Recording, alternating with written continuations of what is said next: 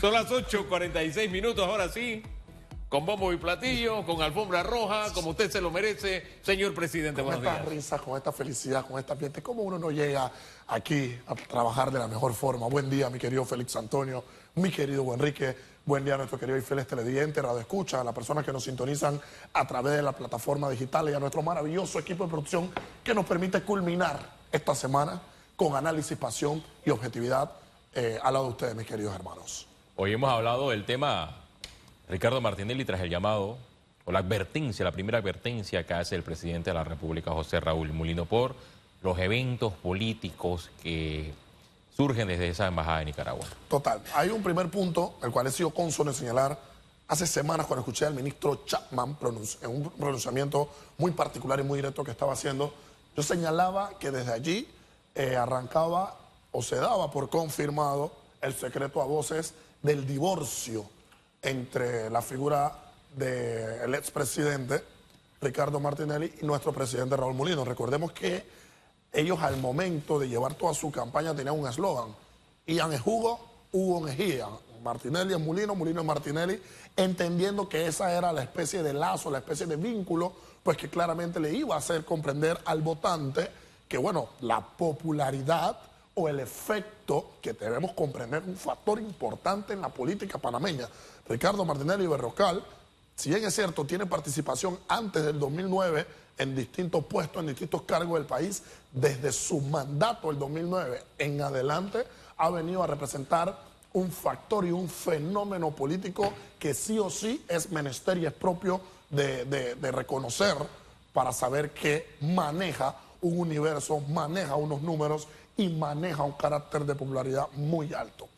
Sabemos que fue una estrategia que a priori se utilizó, le salió positiva el 5 de mayo, pero bueno, vemos que dicho elemento de campaña ya quizá no se materializa al momento de ver el tema del gobierno, a tal punto que vemos al presidente Mulino tener que hacer un llamado de atención a la Embajada de Nicaragua, producto de algunos actos que se están utilizando en pro o en miras claramente de política, que yo señalo, esto en efecto es así, y pues claramente vulnera a priori algunos convenios internacionales. Recordemos el artículo 4 de la Constitución panameña que señala que Panamá cata las normas del derecho internacional. No podemos andar por allí invocando derechos internacionales cuando me conviene, invoco un derecho internacional a rajatabla. Oye, es que la ley 15 de 1977, respétese la Convención Interamericana de Derechos Humanos. Oye, que se me ha perseguido políticamente, se me ha hecho, se me ha dejado de hacer, pero al mismo tiempo que solicito un amparo de la Constitución o de las normas o de las convenciones, o que señalo que se me ha violado a rajatabla cualquier tipo de garantía procesal, al mismo tiempo yo vulnerar un convenio internacional, porque si se está en la calidad de asilado presuntamente de carácter político, que yo disto mucho de esta categoría, toda vez que claramente si se da una sanción y se da una condena en contra del expresidente es por un delito de naturaleza común, y en ese sentido no puede haber una persecución política, pero bueno, comprendemos la defensa que ha tenido y que mantiene, comprendemos la multiplicidad de recursos que ha utilizado y que sigue y seguirá utilizando, desde aquí lo sabemos, pero claramente es positivo para la democracia del país, para el respeto de las normas. Y recordemos que Panamá vive en un Estado de Derecho. En ocasiones el panameño escucha esa frase trillada, Estado de Derecho, pero no lo puede ejemplificar. ¿Qué es un Estado de Derecho? Sencillo, es un país que acata el cumplimiento de las normas, de los reglamentos, de las leyes, de la Constitución y de los convenios. Cuando en un país, a Dios gracias, como el nuestro, se le indica es un Estado de Derecho, esto es, se respeta el cumplimiento de la norma y estamos detrás de que la misma tenga peso y validez, pues claramente es un país que apunta al respeto irrestricto de las garantías y apunta al crecimiento y al respeto de la democracia. Dejó sobre la mesa el exfiscal Olmos, Colega. que bien por la actuación, simplemente llega tarde. ¿Por qué? Porque usted en su análisis también decía, si somos un Estado de Derecho se cumple la ley, punto. Exacto. Pero han pasado prácticamente 5 meses donde de pronto se dejaba que ahí se realizara todo tipo de actividades y de buena primera hora dice, se acabó ese capítulo. La tardanza en hacer cumplir la ley, porque también la práctica se hace ley a propósito. ¿Qué va a traer como consecuencia de aquí en adelante? Yo creo que no se tomó algún impulso alguna actuación en dos categorías. Primero, porque seguía habiendo una especie de paño de manteles, alguna especie de matrimonio, alguna especie de buen entendimiento, de buena comunicación, y por eso, oye, ¿sabes qué? Te voy a dar una base por bola, que para mí, completamente negativo. Del primer segundo en el cual se vulneró un convenio, pues claramente nuestro país tuvo que haber acatado las normas a las cuales se suscribe, producto de que esto es un Estado de Derecho. Y en el segundo sentido, quizá, ojo con esto, quizá los pronunciamientos del expresidente en aquel momento no estaban teniendo una repercusión directa o no estaban teniendo algún tipo de afectación para con la gobernanza que está tratando de tener Molinos desde el Ejecutivo. Creo yo que el pronunciamiento, la conferencia de prensa que hace la bancada RM, de la mano claramente con uno que otros señalamientos que hace el expresidente Martinelli, son el punto preciso y directo de quiebre. Ojo, en este espacio de análisis yo señalaba que repudiaba íntegramente, y así sigue siendo, aprovecharse de una conjetura estructural nacional de mayor relevancia y trascendencia, como lo es la situación escandalosa de crisis que tenemos en estos momentos en la Caja del Seguro Social, como para presuponer un rédito personal, un rédito político y decir, ¿sabes qué? No te daré un apoyo, te condiciono sobre pretexto del beneficio que yo pueda conseguir. Entonces, creo yo, el presidente Mulino da una lectura íntegra de lo que estaba ocurriendo, se da el punto de quiebre, en los mismos momentos donde escuchamos, por ejemplo, el pronunciamiento del ministro Chapman, señalando pues claramente ese beneficio personal y el rédito que estaba tratando de perseguirse desde la embajada. Al mismo tiempo escuchamos también el análisis que hace Juan Diego y la lectura que le da. Vemos cómo estos factores se van uniendo y qué resultado tuvimos. Bueno, el canciller, el presidente le dicen al embajador, tome acciones, le doy una advertencia, le doy una señal, porque claramente requerimos de una disposición. Pero claro, Hugo Enrique, haces una pregunta completamente majestuosa. ¿Por qué la tardanza? ¿Por qué hoy? ¿Por qué esperar una afectación?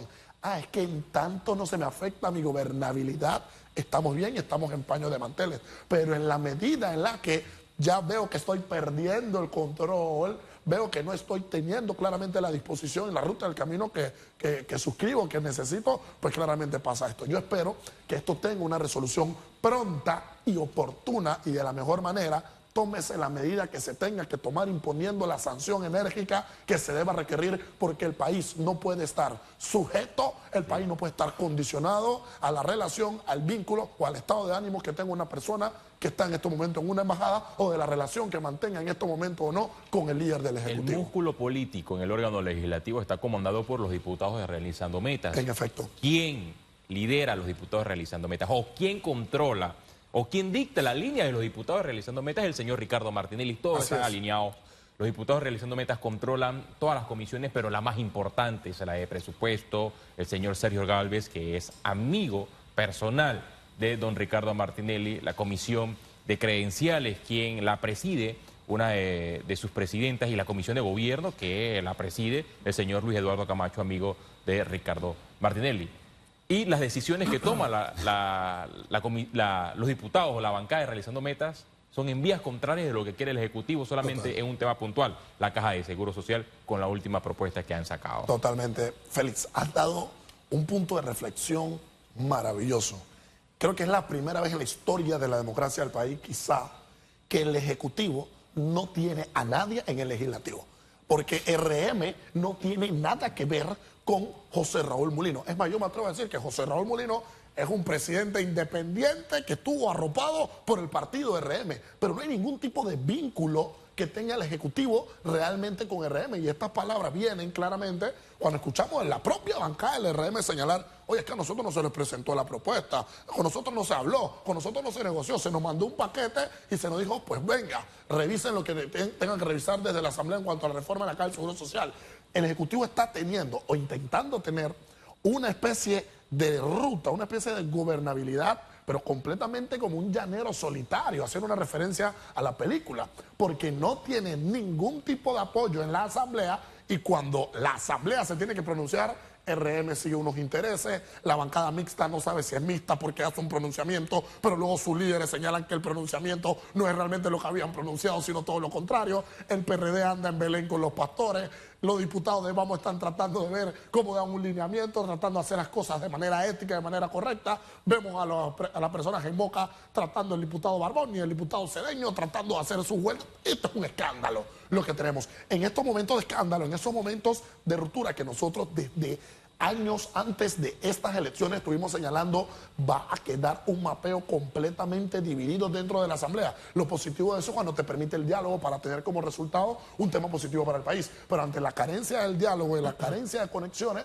pues claramente no sé qué buena ruta pueda tomar el país en cuanto a temas que hay que debatir, como la reforma de la caja, la mina, que no se nos olvide, el próximo año estamos hablando de eso, y el próximo año no es en 15 años, no es en 90 meses, en 2 semanas y media ya estamos en el 2025, tenemos que ver qué va a pasar con la reforma de la Constitución, qué va a pasar con temas de Procuraduría, con temas de Contraloría, todos los temas de corrupción que tenemos pendientes. Entonces requerimos que una asamblea se alinee, no en una única dirección. Cada bancada tiene su criterio, cada diputado tiene su criterio, por supuesto, pero esa alineación a la que yo propongo está en base a, uno, las necesidades y expectativas que tiene el pueblo panameño, que al final del día los pusimos a ustedes en el cargo, y dos, claramente, el respeto nuevamente irrestricto al Estado de Derecho y a las normas en cuanto a qué necesita y requiere el país para avanzar y no decrecer más de lo que estamos. Ahora, usted plantea un escenario en el que el presidente se queda sin piso político en la Asamblea. Definitivamente. ¿Qué músculo político podría tener el presidente para alinear fuerzas y de alguna manera contar con fuerzas que puedan viabilizar no solamente este proyecto, sino, oye, esto está comenzando? Sí. Y fíjese que usted dice que es el primer presidente que se queda sin apoyo en el legislativo. No, Laurentino Cortizo lo perdió desde el principio. Totalmente. Lo que pasa es que él lo negoció y entregó el país. lo que la Asamblea pidiera. Y el presidente en este caso ha sido claro. Sí. Él no tiene nada que negociar, sí, y no va a dar nada a cambio y no va a ser víctima de chantaje como sí lo fue el señor Cortizo. La pregunta es muy buena y la respuesta es mucho más interesante, mi querido Enrique. ¿Dónde estaría el respaldo político de nuestro actual presidente? Creo yo que él hizo la lectura de que el RM no le pertenecía. ¿Y sabes dónde busca su piso político? En la conferencia de los días jueves. Él pretende que su respaldo político sea ¿quién? El pueblo panameño, la ciudadanía, poniéndome de manifiesto, esta es la realidad, esta es la expectativa. Converso semanalmente con usted, mirándole a los ojos, explicándole al Ejecutivo cuál es mi función, para que claramente una vez tenga el Legislativo que actuar, ya el presidente habló con su respaldo. ¿Y cuál es el respaldo que pretende tener la ciudadanía? El que está día a día caminando, el que lo escuche, el que lo escucha, el que lo oye, el que lo sigue. Entonces, creo yo que hay que tratar de ver cómo ese rol, ese impacto semanalmente en conferencia, para tratar de tener a la ciudadanía de su lado, tiene un impacto directo en el legislativo, porque esa asamblea, si no hace las cuestiones de una manera correcta, cuidado, nos podemos encontrar en un meollo y en un sálvese quien pueda. Y la primera prueba que tenemos es cómo vamos a salir de la resolución de la reforma a la ley orgánica de la Caja del Seguro Social. Bueno, mientras el mundo político anda en esas ascuas, Panamá mañana desde las 7 de la noche late como un solo corazón. Totalmente. En la Teletón. O sea, los políticos en su mundo, viendo cómo se ponen de acuerdo, cómo se desarreglan los unos a los otros, acá los panameños apoyando a los panameños como todos los años, a través de esta actividad. Y me recuerda a Fabio, dice, me encantan los datos de Fabio. Tu primera Teletón fue en 1993, ni yo me acordaba. Fabio tiene más memoria que la IA, la inteligencia artificial. Que la inteligencia artificial. Fabio tiene que ser eterno, Fabio tiene que ser eterno. Sin lugar a dudas es así. Así que pendientes entonces de algo que nos une como panameños, y es la Teletón. Por lo pronto nos vamos, gracias, de presidente. pasiones vivimos los seres humanos. Excelente fin de semana, hermanos míos. Feliz viernes. Y menciono lo de la Teletón porque no tendremos debate abierto. Sí. Así que a las 3 usted estará viendo Teletón y estará disfrutando un espectáculo, oiga, que cierra con Rubén Blades 7 años. De verdad que por todo lo alto y a latir todos en un solo corazón este fin de semana. Bendiciones.